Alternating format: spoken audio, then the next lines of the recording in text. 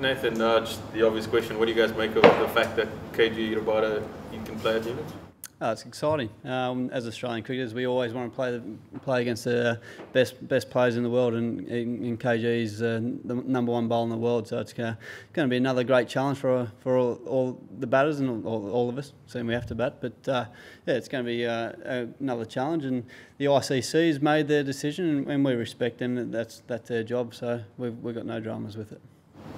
Does the decision have any impact on your guys' preparations? No, we're preparing for him to play.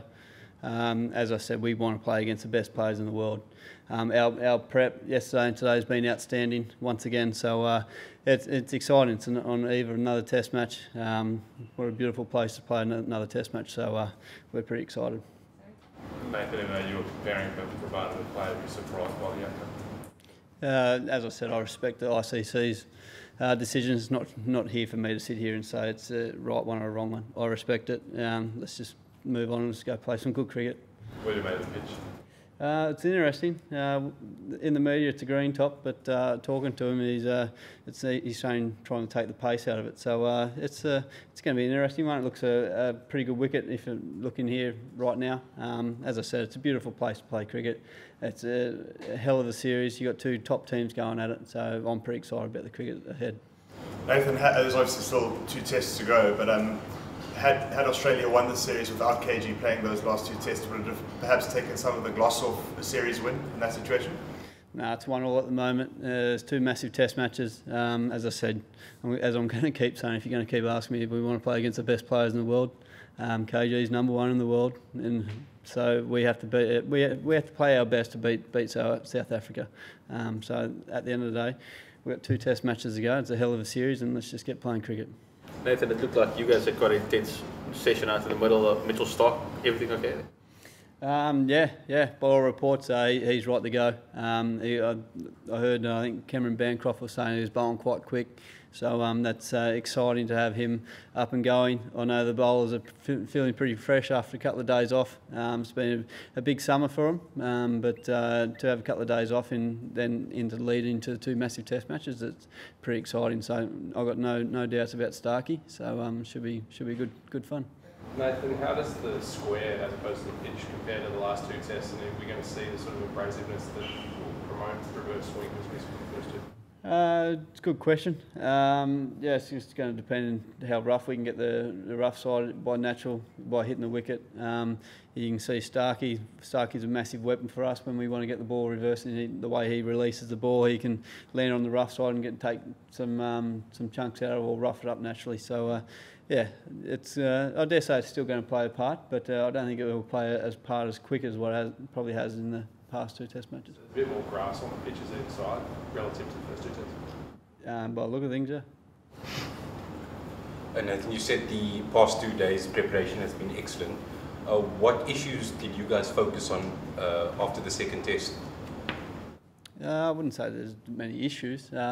We sat down and we've spoken. We had a good debrief after the Port Elizabeth Test. If I'm being honest, I think we played about 40% in PE, and if he gives us another 100 runs, it's one hell of a Test match, I reckon. So it's I think we know where we probably didn't play our best cricket at in the certain areas. So no doubt we'll have a team meeting tonight and we'll sit down and discuss where we can get better. I think everyone knows where we can get better, but it's just about putting the 1% things all together and backing each other and playing in partnerships, whether it's batting or bowling. But the Australian cricket team, we're a confident cricket team. We know how to play some really good positive cricket, and we're excited about going out there and playing our brand of exciting cricket. Nathan, Dean Elgar was quite blunt yesterday. He said he's quite crap. He's been quite crap against you. Is that just a general left-hander offie against the left-hander? I think Dean's just playing it down. He's obviously an international world-class batter.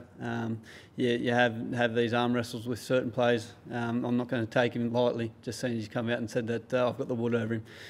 I bowled 20 overs to him. I couldn't get him out. So in the first dig. So he's a class batter.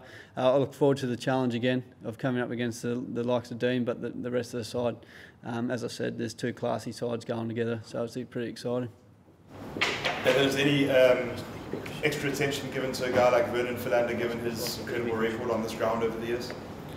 No doubt we'll talk about him, but we're not going to single out anyone. As I said, we'll sit down and discuss everyone in that South African side. They're a classy player and they're a dangerous player.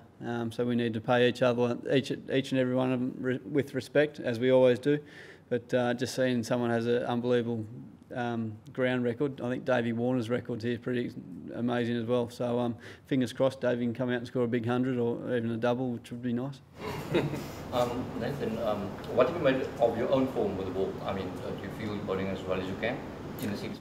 I think I've played my role. I think credit has to go to South Africans. I think they've played me pretty well on pretty big spinning wickets, and so I've had to adjust a couple of things here and there. But as I said, and always said throughout my career, I want to challenge myself against the best players in the hardest conditions. And this is one of them. You're playing against the best players and a couple of the best players to spin.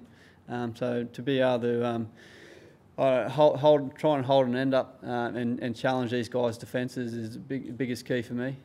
So as I said, I'm pretty excited about being 1-1 in the series, coming to Cape Town, amazing venue, 2 cracking test matches to come. And as your plans changed from the last game from bowling towards AB de Villiers after the 100? I don't think I can share that with you. I think AB might read this.